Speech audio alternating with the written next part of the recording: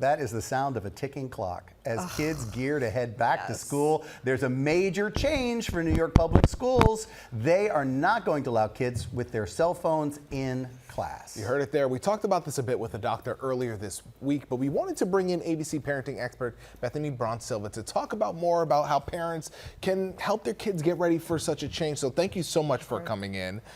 It's a huge shift for both students and parents. Can you walk us through what were the rules before and what they are now? So previously the rules varied from school to school. Some were more lenient where they allowed children to have their phones out at lunchtime or in between classes, but now New York City is setting a consistent citywide mandate, if you will, where the phones have to be off and put away during school hours. And actually they're putting millions of dollars behind this initiative. So it's really not only a shift from removing the phones, but really an effort to prioritize distraction-free classrooms, in-person social interactions, and combat cyberbullying and social media pressures, which we've talked about before. So this really is, I find, a welcoming shift, although I know there are some concerns. Of course. I mean, I'm so glad that we're talking about this because obviously that's a big change for our young people. They're so used to one way, now they got to get used to a different way, especially if they don't have those kinds of rules at home. Yep. Speaking of home, what about mom and dad?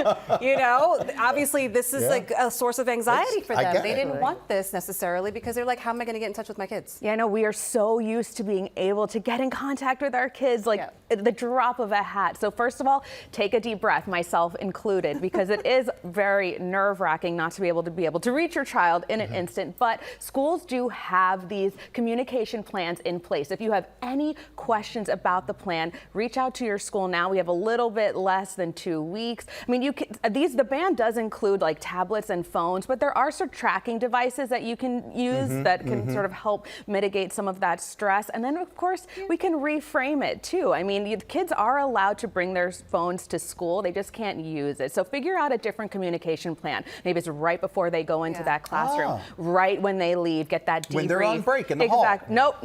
No breaks in the hall. No, it's just, so yeah, they go, and actually every school district's different. The money that New York City is allocating is actually to help, these schools provide a place for the kids to put the phone away during school hours. So during school hours, no communication. There was even one school district I saw, they have like pouches where you put them in the pouch and you got to keep it in the pouch all day. And then you put the pouch away. So before and after. Oh, wow. I think California was one of the first states to implement that. Okay, so then what do you start doing now to get everybody accepting this? Yeah, I would say start practicing that phone-free time at home, right? Didn't you talk to us about the kitchen phone? Absolutely. I was just going to say that. Have the same spot that your kid has to put the phone away in the same spot consistently for consistent hours. I also like the idea of role-playing scenarios.